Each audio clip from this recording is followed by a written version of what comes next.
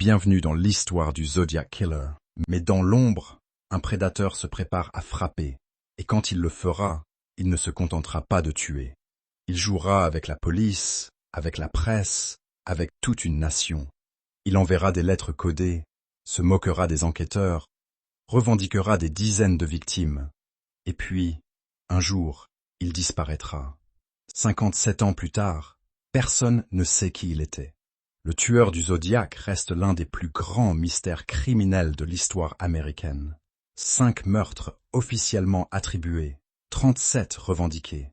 Des messages cryptés que les plus grands experts tentent encore de déchiffrer. 20 décembre 1968, 23 heures, sur Lake Herman Road, à Benicia, une route isolée prisée des amoureux en quête d'intimité. David Faraday, 17 ans, et Betty Lou Jensen, 16 ans, sont en voiture. Leur premier rendez-vous. Ils ont assisté à un concert de Noël, puis sont venus se garer ici, comme tant d'autres jeunes de leur âge. Une autre voiture s'arrête à côté d'eux. Le conducteur en descend, une arme à la main. David est abattu d'une balle dans la tête, alors qu'il tente de sortir du véhicule. Betty Lou court pour sauver sa vie. Elle reçoit 5 balles dans le dos. Son corps sera retrouvé à près de 10 mètres de la voiture. Les enquêteurs sont perplexes. Aucun mobile apparent, aucun suspect. L'affaire reste dans les tiroirs. 6 mois plus tard, le 4 juillet 1969, jour de la fête nationale américaine, Darlene Ferrin, 22 ans, et Michael Maggio, 19 ans, sont garés dans le parc de Blue Rock Springs à Vallejo, à quelques kilomètres seulement du premier crime. Une voiture les rejoint, repart, puis revient 10 minutes plus tard. L'homme en descend, braque une lampe torche sur eux et ouvre le feu à 5 reprises avec un pistolet 9 mm. Les 2 victimes sont touchées. L'homme s'éloigne, puis entend Michael gémir. Il revient et tire 2 balles supplémentaires dans chacun d'eux. Incroyablement, Michael survivra. Darlene, elle, meurt à l'hôpital. À 0h40, un homme téléphone à la police de Vallejo. Il revendique les 2 attaques. « Je veux aussi vous parler des meurtres de Lake Herman Road », dit-il. L'appel est passé d'une cabine téléphonique à quelques pâtés de maison du commissariat. Le tueur se moque déjà des enquêteurs. Le 1er août 1969, 3 journaux de la baie de San Francisco reçoivent des lettres identiques. Le Vallejo Times Herald, le San Francisco Chronicle et le San Francisco Examiner. L'expéditeur revendique les meurtres. Il donne des détails que seul le tueur pouvait connaître, et il menace. Si ces lettres ne sont pas publiées en première page, il traquera des personnes seules ce week-end et continuera à tuer jusqu'à ce que j'aie une douzaine de victimes. Chaque lettre contient un tiers d'un cryptogramme de 408 symboles. Le tueur affirme que son identité se cache dans ce code.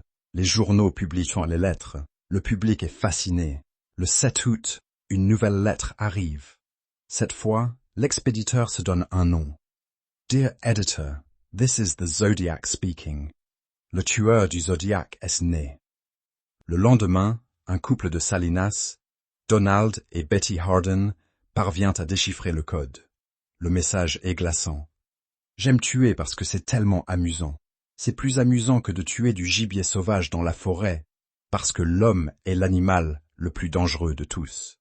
Tuer me procure une expérience passionnante. C'est même mieux que de coucher avec une fille. Le meilleur moment, c'est quand je meurs, je renaîtrai au paradis, et tous ceux que j'ai tués deviendront mes esclaves.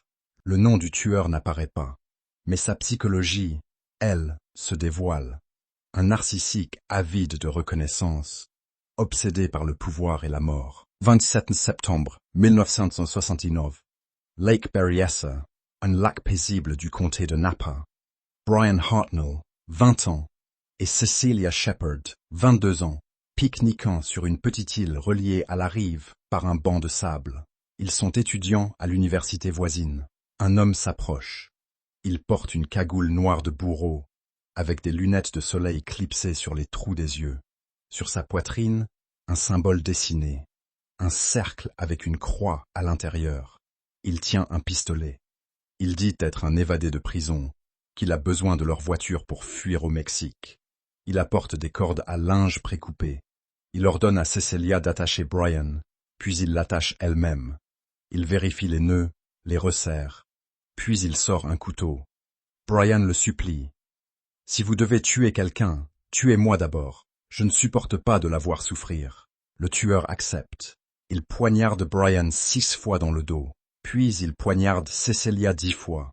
Il remonte jusqu'à la route, dessine son symbole sur la portière de leur voiture et écrit en dessous « Vallejo 12 20 68 7 4 69 7 27 69 6 30 par couteau. » Puis, il appelle la police, depuis une cabine, pour revendiquer son crime. Cecilia Shepard mourra 2 jours plus tard à l'hôpital. Brian Hartnell survivra miraculeusement malgré ses blessures. 11 octobre 1969. San Francisco, quartier huppé de Presidio Heights. Paul Stein, 29 ans, chauffeur de taxi, prend un client à l'angle de Mason et Geary. Destination: Washington and Maple, une adresse dans le quartier riche. Arrivé à destination, le passager, assis à l'arrière, lui tire une balle dans la tête avec un pistolet 9 mm. Il prend son portefeuille et un morceau de sa chemise ensanglantée. Puis, il s'éloigne calmement dans la nuit. 3 adolescents l'aperçoivent. Ils le décrivent à la police comme un homme blanc, entre 35 et 45 ans, cheveux bruns ondulés, portant des lunettes à monture d'écaille. Mais une erreur de communication radio fait partir les policiers dans la mauvaise direction. Le tueur s'évapore. 3 jours plus tard, le Chronicle reçoit une lettre du Zodiac. Il revendique le meurtre de Steen, et il se moque.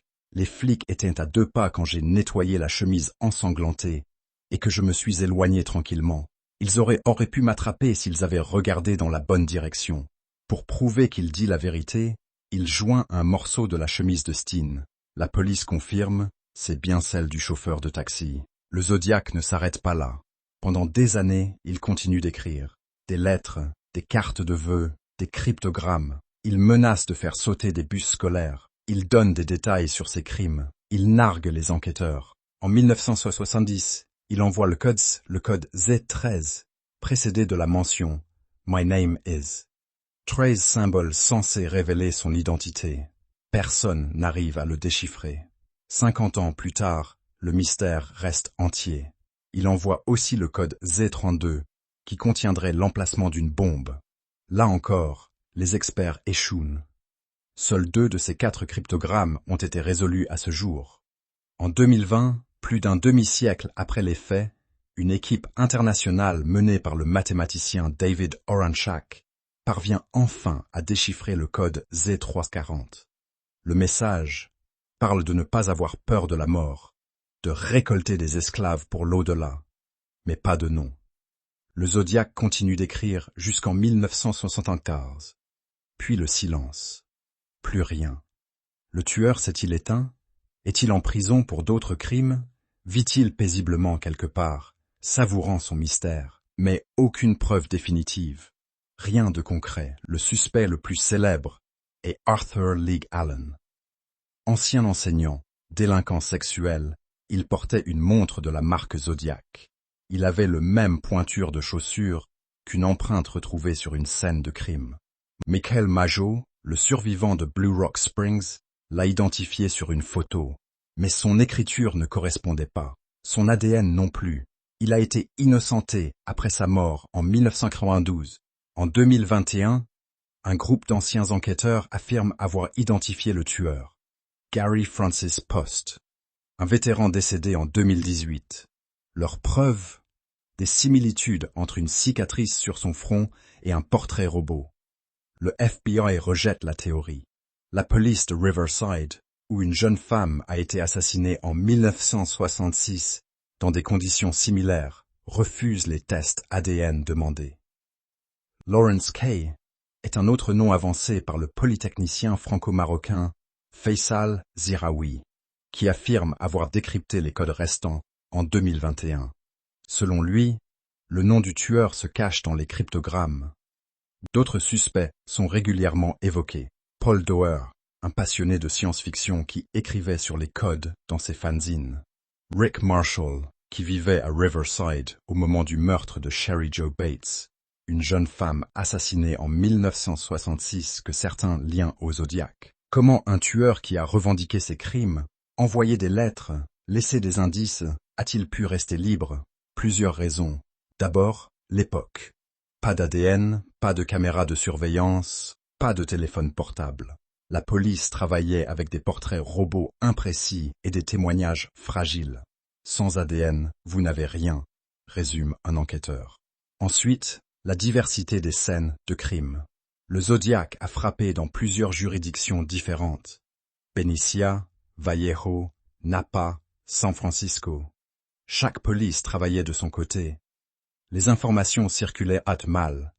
Le tueur lui-même était insaisissable. Il changeait de mode opératoire. Fusillade dans des voitures, attaque au couteau en plein jour, meurtre d'un chauffeur de taxi. Difficile d'établir un profil psychologique cohérent. Enfin, son intelligence. Il jouait avec les enquêteurs, les manipulant par ses lettres, créant le chaos, semant la confusion.